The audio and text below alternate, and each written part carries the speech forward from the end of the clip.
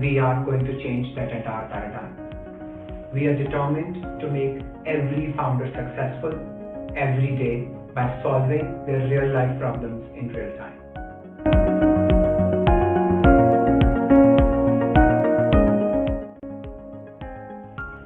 So entrepreneurship is hard. Being an investor over the last 10 years, I have seen the journeys of real life entrepreneurs very closely and seen their hardships. They have a lot on their shoulders to deliver on with very little access to resources. So what is the concept here at Founders Genie? Being an entrepreneur myself, I know that to solve a lot of the problems that I face on a day-to-day basis, I need an entire ecosystem that is capable to solve any problem and is trusted. And if you add a layer of technology on it, then we should be able to solve these problems at a speed and scale that has never been done before.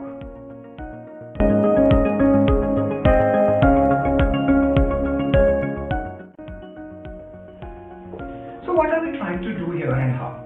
So at Founders Genie, we are building a multi-layer tech platform on top of a peer-to-peer network. What will this allow you to do? This will allow you to source the right talent for your open positions.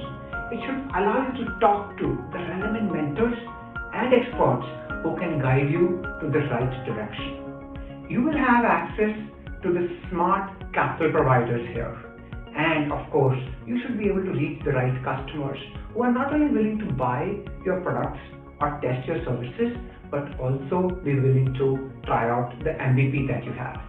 And last but not the least, you should be able to get a compatible co-founder for yourself right here.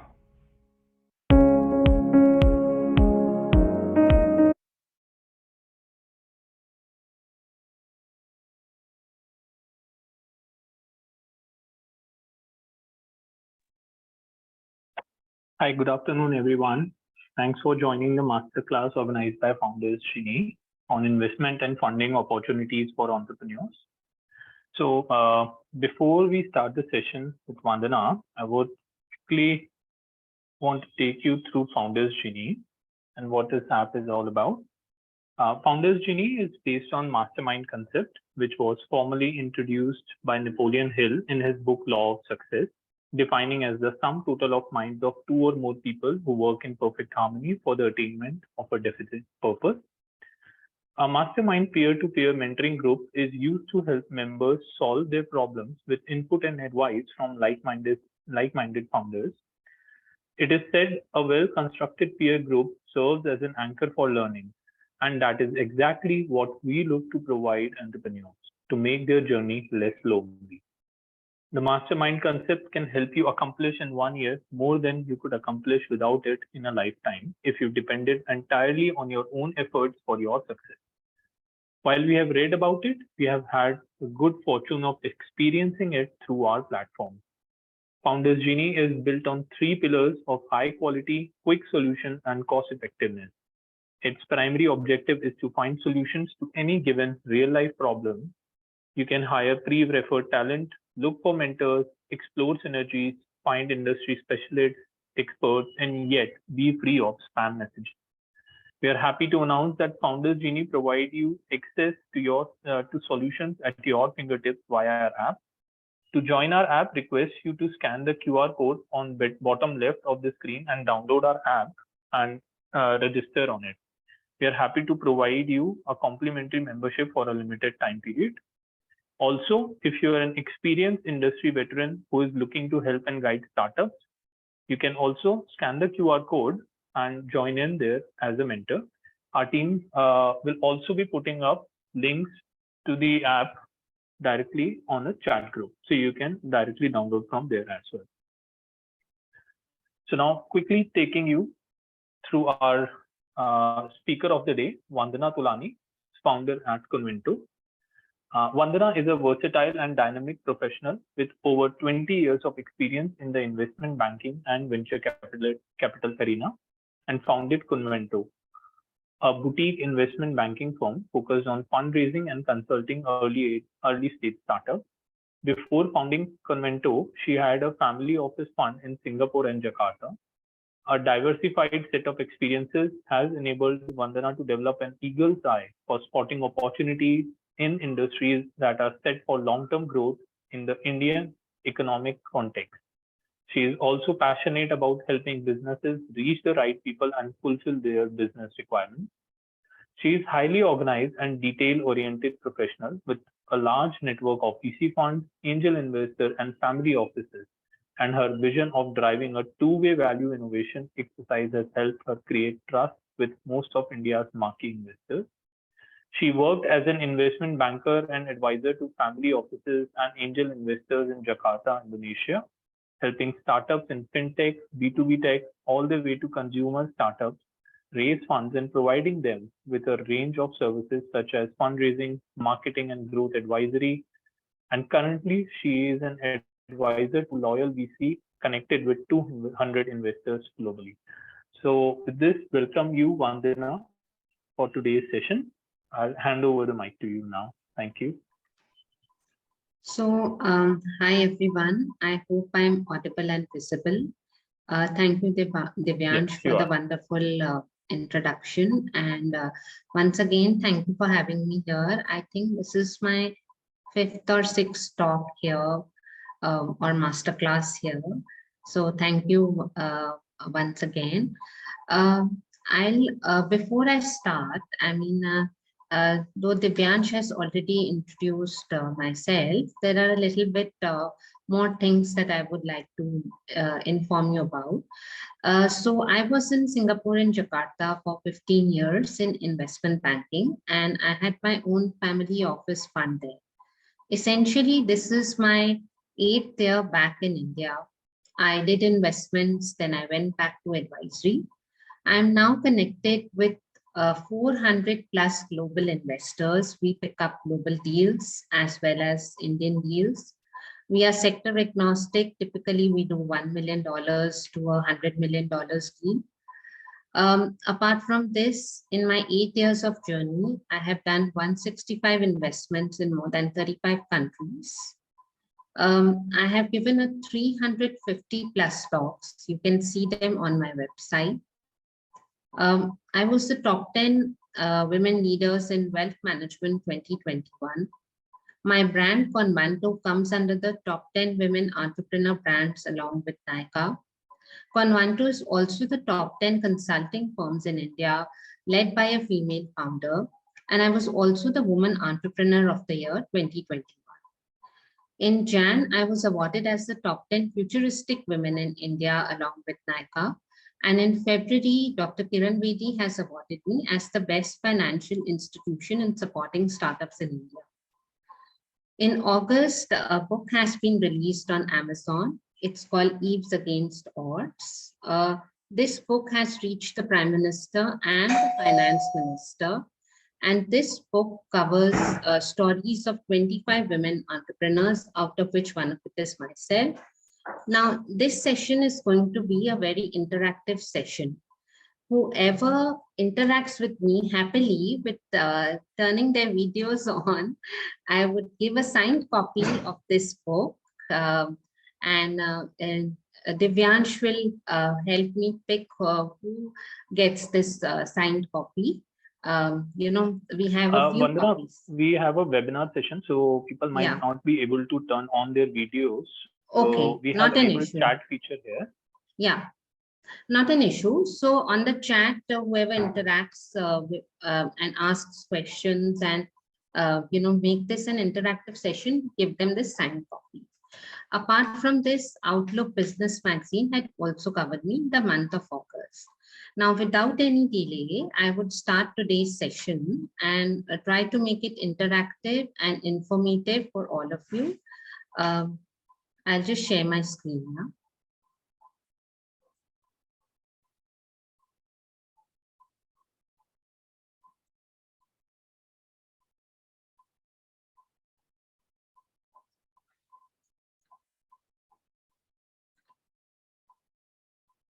Is my screen visible? Yes, it is. Okay, so today's topic is investment and funding opportunities for entrepreneurs. Now, we've already spoken a lot about my company and myself, so I would just skip this. Now, my first question to all of you is that how should entrepreneurs manage their resources? If two or three of you could put some answers in the chat box, that would make this an interactive session and help me understand what is your mind say when you think of how should entrepreneurs manage their resources. Anybody from the audience would like to answer this?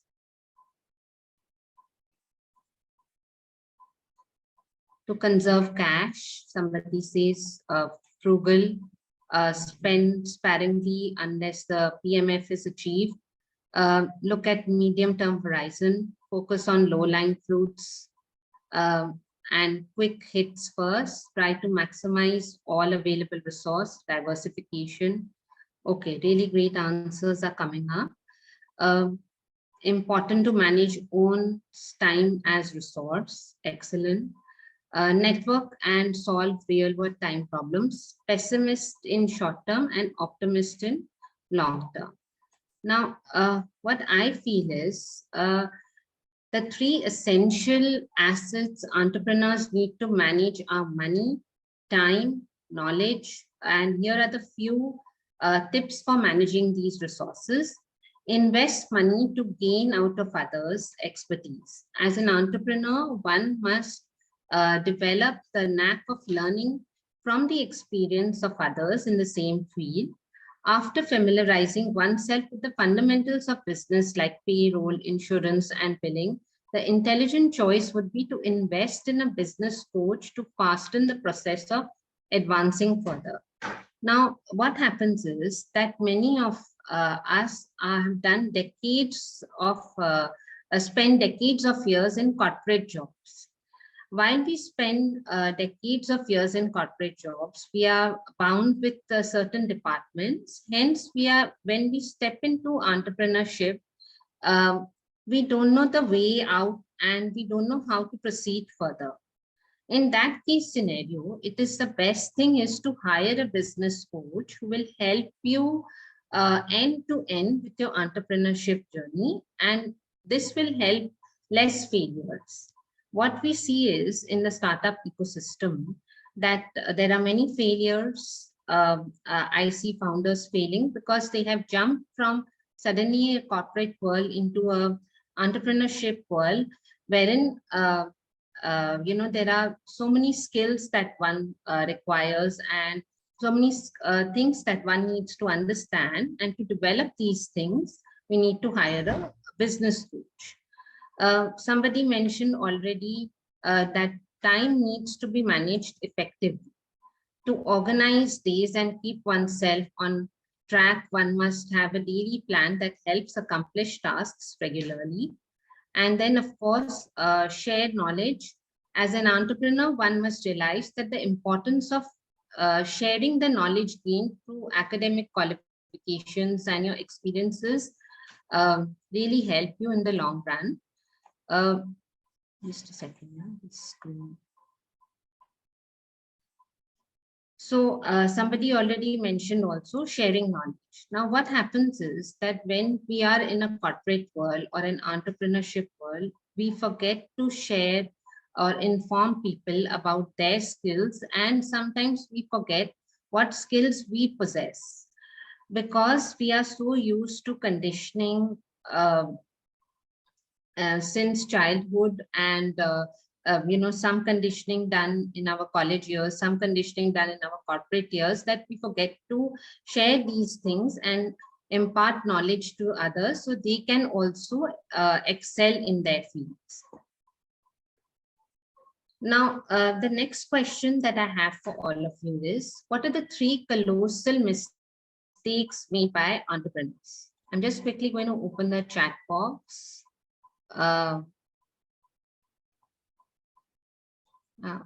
Divyansh, do you see the answers coming in? Because I think I've opened the wrong chat box. So you might have opened Q&A. You need to go to the chat. Yeah. trying to do everything themselves, being too optimistic about the market size, trying to accomplish too much too soon. This is what's written coming in the chat box that I'm seeing. Jump into quick profit, not too many resources, not hiring the right team, losing focus. So these are the answers that we are coming. Not dare to take a risk, cash flow mismanagement, paying scammers who try to make money out of startups. I don't know what that meant. Trust your gut too much without basing decisions on data, failing to achieve the PM. So here's what I've compiled, the mistakes that are made. Now, mistake number 1 is building a product no one wants.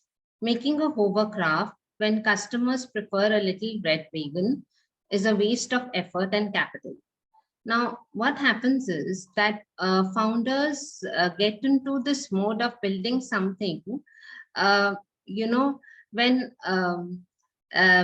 a product that is not wanted in the market. And they keep on spending time, effort, and capital, and they don't want to pivot. So when a founder feels that they are building something and it is not bringing them the returns, the immediate action is that, pivot that time and not waste too much capital burning that.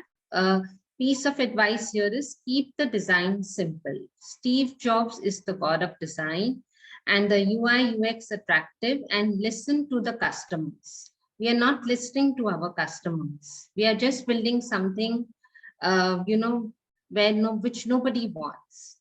Not creating a heterogeneous team. One must include a diversity of culture, age, and thought in the team. Somebody already had mentioned that. A team needs to be complementary. A team that complements each other is very, very essential in the startup ecosystem. This helps the startup grow more than anything else. And to succeed in a business, one must be well versed in all the fields that are required in making that idea a success. Now, as a CEO and founder, you might not have all the skills. You might not be good in marketing. You might be good in, finances. You might not be good in operations, but you might be good in something else. But having the knowledge of all the fields would help you as a CEO and founder to have that success that you're looking for. Inability to comprehend the market opportunity and competitors. Now, knowing what's out there on the periphery, just because there's no direct competitor doesn't mean that someone with more money cannot get ahead beating others. Now, what happens is sometimes we feel as founders that we are building something unique. We have not checked our competitors. We have not checked how much competition is already there in that market. Who is our competitors? And if there is no direct competition, we feel that, okay, there's no competition. But if we look around, everything in India as well as in abroad gets copied really fast. If you're not able to comprehend your market opportunity and competitors, this is a serious mistake as an entrepreneur that you would be making, and this would lead to a failure. Now, I'm jumping to the next question. What are the few practices that help in raising funds? Any of you could answer that. What practices as a founder you would look into when you're raising funds? Somebody has written, explore through prototype initially. Is this with the previous question or the same question? Pitch right. Gaining visibility through social media. These are the answers that are coming up in the chat box that I'm reading. So here's what I have comprehended here. We have some more answers coming up. Networking, having paying customers, network with funding ecosystem much ahead of time, to a variety of people tirelessly, fair valuation. Okay.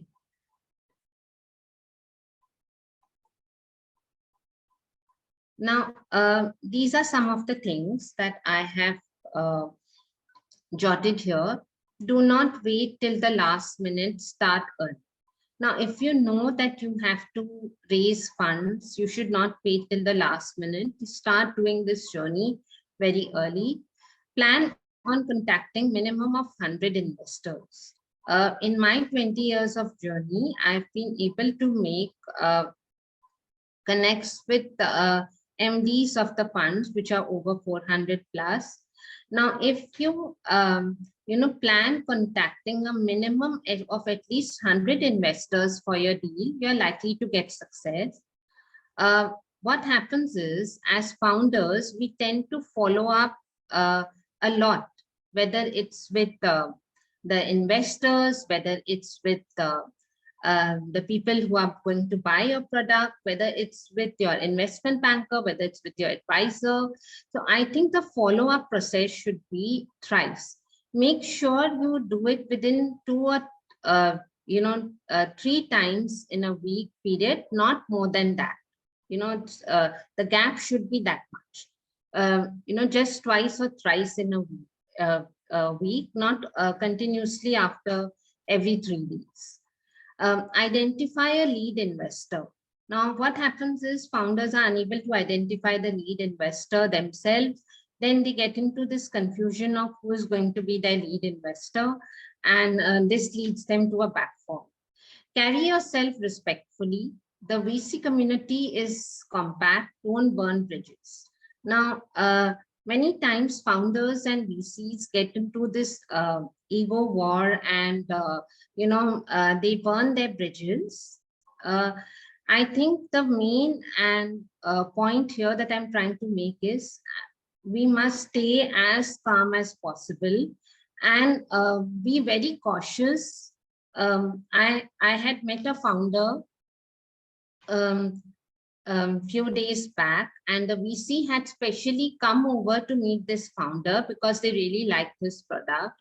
But when he started showing his pitch to the VC, and especially the numbers, etc., the VC realized that this won't fit into their fund. So he politely rejected the founder.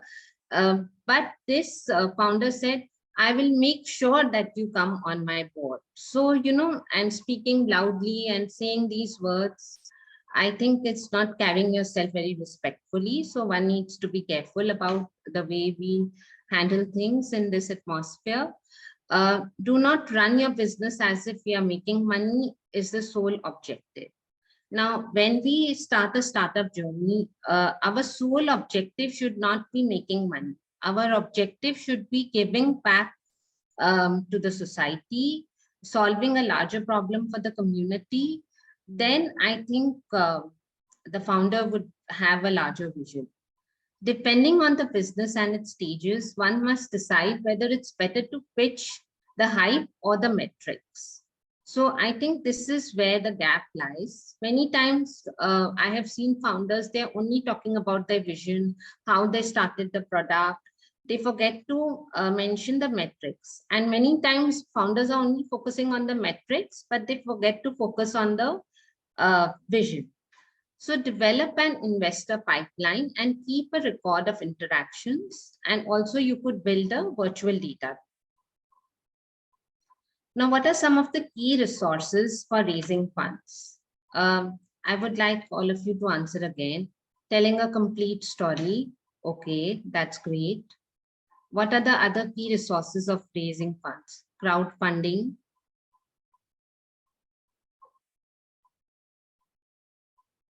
Anybody else coming out? Family and friends. Networks like IPV. Okay, that's a great answer. Debt and equity. Alumni connections. That's another great answer.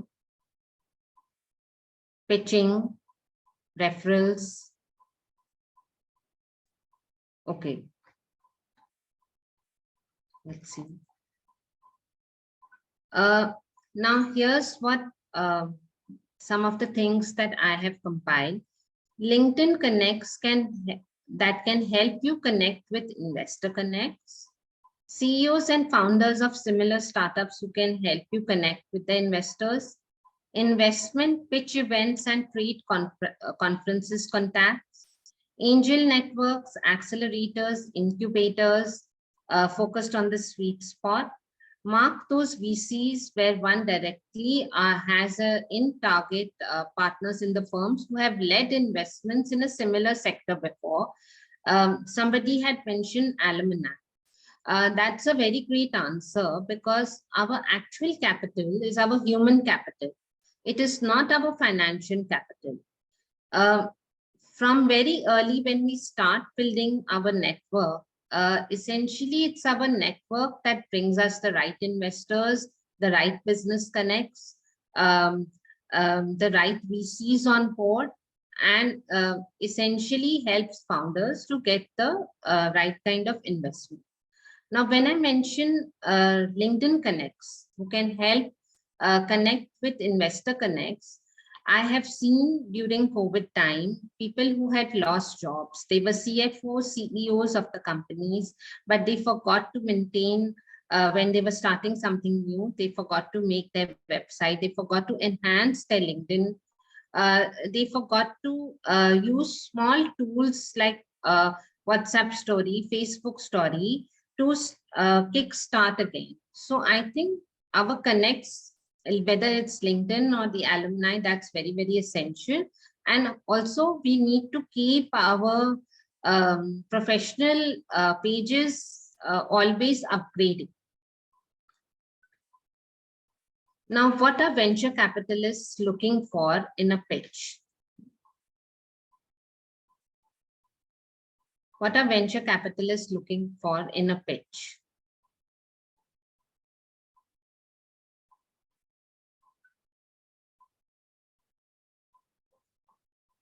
Passion of the founder, product market fit, team, scalability, innovative product or services, ROI, money, valuation, idea, team implementation, great idea. Is it a valid problem that needs to be solved?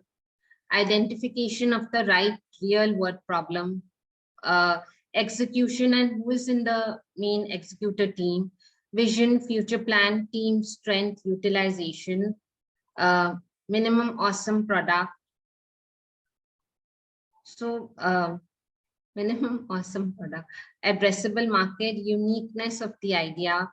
So let's see what are the answers that are coming up. So a pitch deck itself is a self-serving document for an investor to understand all essential aspects of the business without the presence of the founder. When we go to buy chocolates in the market, it's wrapped beautifully, we get attracted to it, and we buy that box of chocolates. Our pitch deck, our financial model valuation, and our business plan. This is what needs to be packaged beautifully and to be presented to the investor, because essentially you're selling yourself to the investor. And this is what will bring you the investments.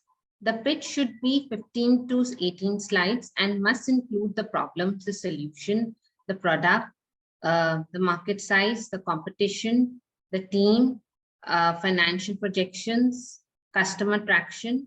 The pitch deck, I think the spelling is wrong here, apologies, should also talk about the market size, opportunity, and competition. VCs like to invest in the markets that are least tens of billions of dollars in size. They want to see the companies that can grow to at least $75 to 100 million in revenues over the 5 to 7 years. VCs looks for company that can create an unfair competitive advantage over their competitors. They don't like to invest in companies that are in a crowded space, and the only competitive advantage is a few extra features. The pitch deck, again, I think the spellings have been not corrected by my team, so apologies. The pitch deck must be polished after every interaction with a potential investor. In what ways does a VC think differently than an entrepreneur? This is the next question that I have. How to get the first client in the B2B? Let's say that we are a B2B startup. The first question comes on how we can reach out with our product to multiple businesses. Is this a question or is this the answer to what I'm asking? In what ways does a VC think differently than an entrepreneur? We can take the questions later on. Let's just finish the masterclass first. Valuation and next round. Founder might not have contacts in network, whereas VCs have. VC focus on valuation, increase and exit. An entrepreneur wants to grow business with the least dilution. He can be impartial in the decision, and VCs are more worried about the return without any passion. An entrepreneur looks for potential and opportunities in the business, while VCs try to search for all the risks associated with the business. VCs stay neutral until they collect enough data to build a perspective. Entrepreneurs are naturally optimistic because of their believers' mindset, while VCs look at the business with a skeptical mind while trying to look at the roadblocks. An entrepreneur has a deep and focused understanding of the industry vertical and the stage of the company, while a venture capitalist has a broad view of various industries and stages of companies, focusing on the macro patterns and behaviors that lead to success. An entrepreneur's mind centers around their team, product, customers, growth, and maintaining a competitive edge most of the days. And a venture capitalist focuses on the speed of learning, progress, financials, and the potential outcome most of the days. So this is what the entrepreneurs usually think, and this is how usually the VCs are thinking. Now, when we are looking for investments, we have to, I think, put ourselves in the VC's shoes and try to, get what they want, because essentially they are the ones who would be investing in your startup. Now, while we end the show, end the masterclass, this is some of the book recommendations that I have for founders. I have also written below why I have selected these. Start with Why.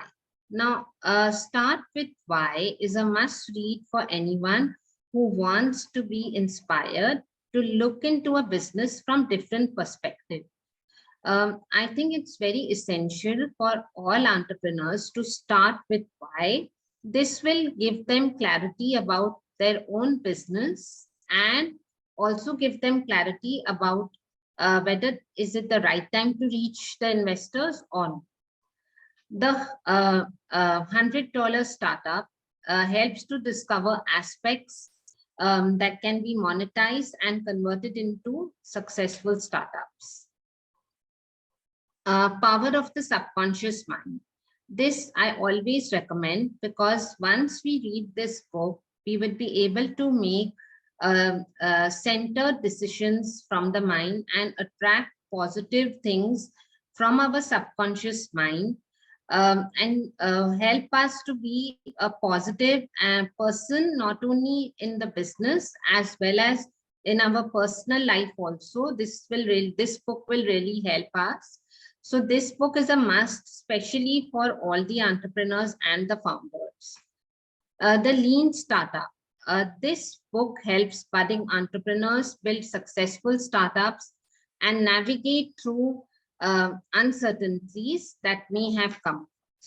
So essentially, these are my book recommendations. I would recommend all of you to do read these books, and I'm happy to take up any questions.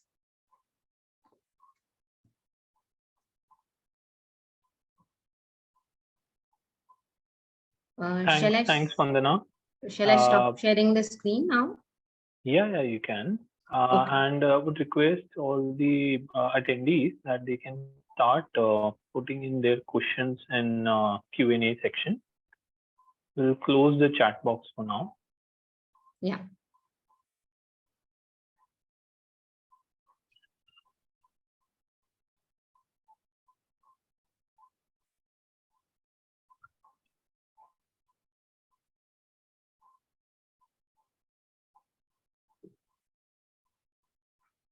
So Vandana, we have got a question from Prateek.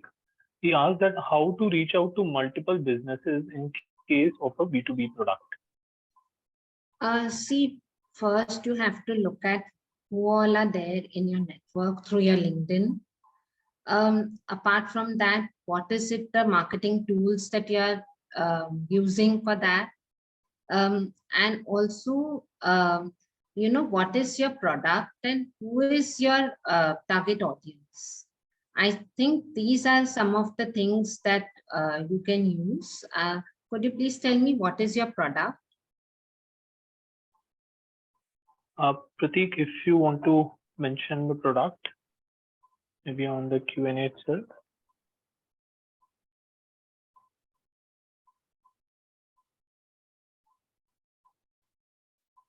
Prateek, would you like to mention what's your product? It's on analytics and deduction. Okay. So I think the best way to reach out to other businesses is LinkedIn. LinkedIn is a very professional way to reach out to people.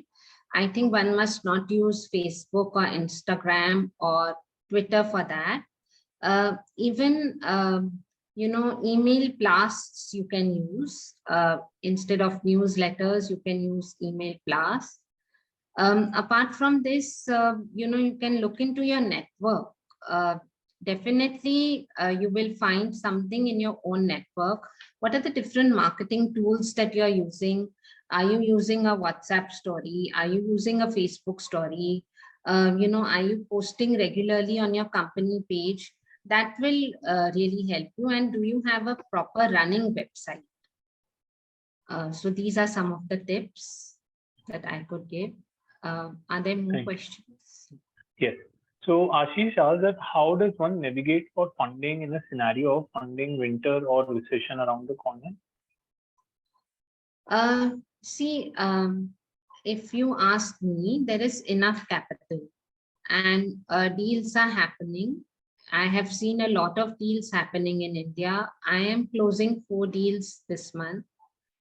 The recession is there, but I don't think, the impact is felt that much, because every day I'm seeing a new deal happening, especially in India, if you look up LinkedIn or you look up other news areas. Now, in order to navigate for funding, I think you need to have the right kind of investment banker on board who has the right kind of relationships with the MDs of these funds. If you don't have the relationships with the funds, and if you keep on doing cold calling, I think it will be difficult for you to navigate for funding. That is one thing. Second thing is, definitely for all founders, I feel that funding itself is a task, and they need to have an advisor or an investment banker on board to take charge of this, their funding aspect. Thanks, Vandana. So Ravi asked that from a VC perspective, what parameters need to be kept in mind while due diligence of a startup for a person from a non-finance background? Okay. So typically what our investment banking firm does is that we, when a startup signs up with us, we provide them with a list of due diligence documents that a VC would ask them. Now, essentially what happens is once you receive the term sheet, you don't have to waste time compiling those documents. If you have hired the right kind of investment banker who has given you this DD list, you can always compile your documents way beforehand and keep it ready in a folder so that you don't waste time at that point of time. Apart from this, the due diligence is done by the VC firm. Everything from your finances to the other aspects of your KYC documents should always be in order. And it's very important to have a legal person in your team who can help you understand these documents, and a finance person. You can always go to your investment banker and get an understanding of these documents. Thanks. There is another question. Says that we are bootstrapped at tech, having around 35 crore order book in the second year of operation. This has jumped from 30 lakh to 35 CR in 2 years. What is the right time to raise funds, and what should be the ideal ticket size and dilution? I think it's very much practical. Firstly, EdTech is a bit of a hype at this point and stage, and VC funds are not looking so much into EdTech. EdTech deals are happening, but very few of them that have something unique. Now, with this kind of turnover, I'm not sure why are you looking for funds if you're able to bootstrap, and if you're looking for funds, what is it that you need the funds for? If you come to us and we are able to help you calculate in your financial models and valuations, we can give you an exact figure as to how much should be your raise. Right now, I cannot tell you how much should be your raise, because I don't know why do you need the funds, what will be the usage of your funds, whether you actually need funds or no, if you are able to bootstrap from 30 lakhs to 35 crores within 2 years. So this is what I think. Thanks, Vandana. Next is from Sumit. What is the support being provided by GOI for startups? Anything that we can leverage? What is GOI? What is the full form of GOI? I don't know. Sumit, if you want to put that up. Yeah.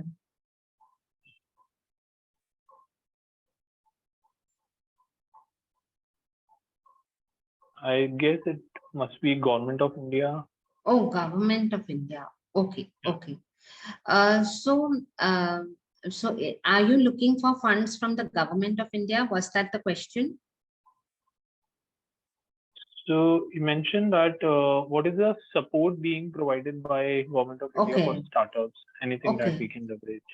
Okay, so there are a lot of startup funds that the government has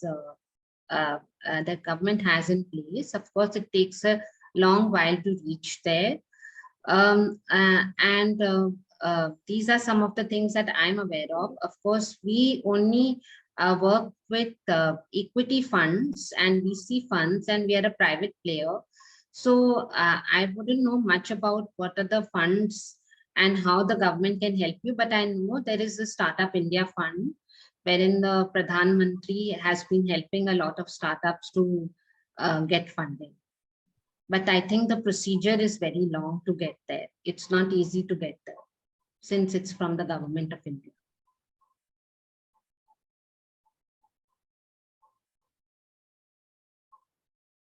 Thanks, Vandana. Okay. So next question is from Srinivasan. One keeps hearing that only 2 to 5 entrepreneurs succeed while 90% plus fail. Can you give a checklist on how to buck the failure trap? Srinivas, 2 to 5 entrepreneurs succeed. That's not true. Actually, a lot more entrepreneurs are having success at this stage. Why entrepreneurs fail is, I'll tell you, there were two entrepreneurs. We had got them funded. One bought a car with the investors' money and the other treated cancer. Now, I think the founders need to understand that it's also the hard-earned money of the investors. They believe in you, hence they are putting in that money, and it cannot be used for personal use. Apart from this, founders do burn money in marketing. A lot gets burned in marketing, which is not required. If a founder doesn't know how to manage their money, they can always hire a CFO, a virtual or a actual in-house CFO that can help them manage their money.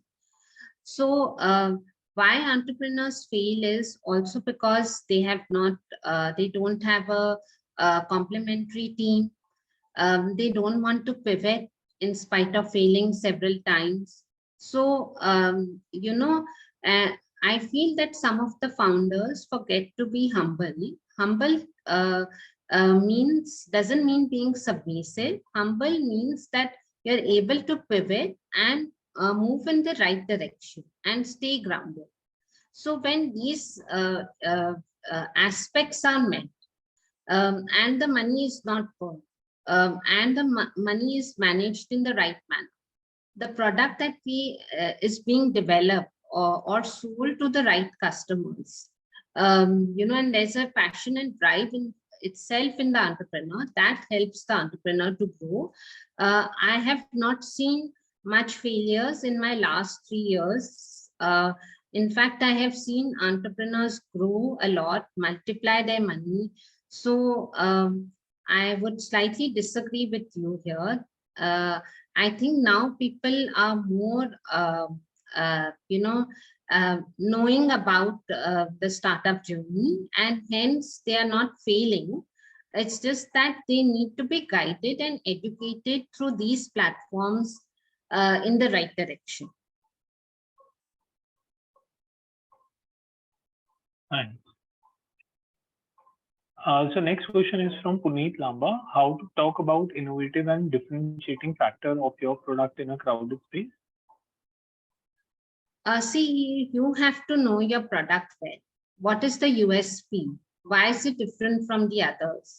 What is it that makes you really different from the others? You know, have you grown, like there was this another gentleman who mentioned that from 30 lakhs, they went to 35 crores. Have you done something like that? So I think you need to pat yourself at all the achievements that you make from time to time. Make yourself different than your competitors, and also cater to your customers really well, because essentially your earnings would be coming from them. And when you, you know, mention about your startup, you have to position yourself in the right manner so that people, you know, buy your story. Like somebody also mentioned while I was doing the Q&A with you guys, that the storytelling is one of the things that brings you the right kind of investments. Now, if you know how to create your story, that's it. You can get investments very easily. That's when I had mentioned to you also that essentially what sells to the investor is your pitch deck, financial model valuation, and your business plan that needs to be wrapped beautifully and presented to the investor or the businesses that you are catering to, or the other business you're targeting to attract earnings. Okay. So Vandana, I have a common question here. Yeah. Like Praveen also asked, and there is one more Yeah. member. Even after explaining the USPs, most investors always ask, why can't big player do what you are doing? This way, big players can do everything. So what is the right way to answer this question? What is it that the big players are doing right and they are doing wrong? Is that what you meant? So I guess they mean that already the big players which are in the market might also be able to develop certain product of same nature and can scale it up, and how they are going to sustain in market. So Yeah. that might Yeah. be. So many times founders forget to safeguard their intellectual property and patent their products.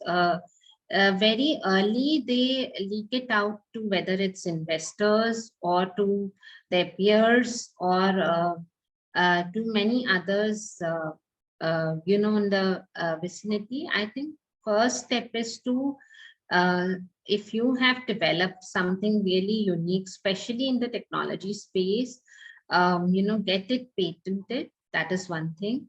Second thing is that, all the other founders in the same area who were able to get investments and rise much higher than you only because they had the right kind of relationships with these funds, or maybe they right kind of advisors and investment bankers on board who can really help you crack a deal with the investor.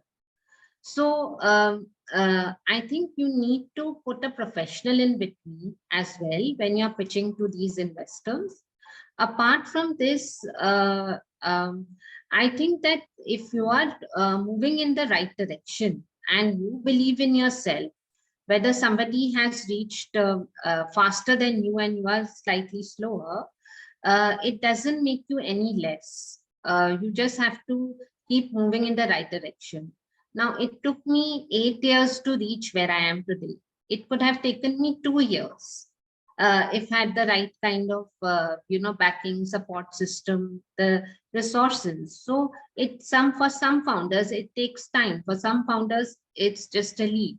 You never know that how that big company might have a backfall at some point. They will go wrong somewhere, either with not maintaining the authenticity with their employees or their investors, or what's going on in their system, because the other side always looks good. So hence it is very important that you focus on yourself, your productivity, your growth, you move in the right direction, whether you reach there late or you reach there first, as long as you have, when the investor asks this question and you have already answered it, look, this is what is different about me. This is what I bring on the table. This is how it's going to work. That's it. And then you don't need to really show the desperation, that's what I'm saying, to the investor and leave it at that. So if it's a take it or leave it for them, it's also a take it or leave it for yourself, whether you want to go ahead with the investor or whether they want to go ahead with you or not. So in both cases, you have that freedom. Thanks, Vandana. So Ajit asked that what is the minimum size of funding that you help with? Our ticket size is $1 million to $100 million. We have helped 4 VC funds in the past 4 years to raise investments as well, apart from startups. Thanks. Major Dr. Pramod asked that how to do follow-up with VC after pitching. What is the correct way there? So you see that if you have already an investment banker, they will help you with the follow-ups. If you are pitching to the investor directly, then I think after your first meeting with the investor, you can write a polite message to them asking for a valuable feedback, and then you leave it there, because all the mails reaches and their inboxes. It's just that they do take time to reply. In a day, they get thousands of mails, so sometimes they do take time to reply, but at some point they would reply to you. If after the first follow-up they haven't replied to you, then you have to consider that it's a silent no from their end. Don't keep chasing them, because that will kill your deal, and also you would look more desperate.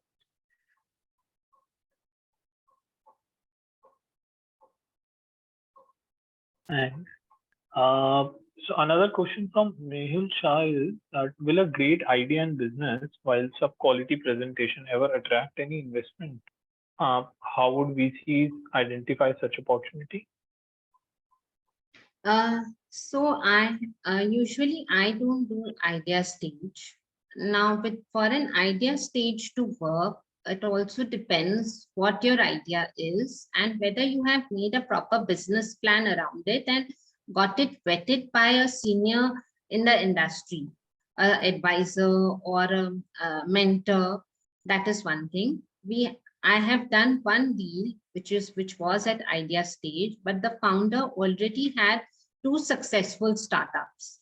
So even though this company was not at their MVP stage, they got funded because of the two successful startups the founder had. What investors look at is also the founder's background. If you have had a few successes in the past, and then you are coming up with this idea, and what is it that you're bringing on the table?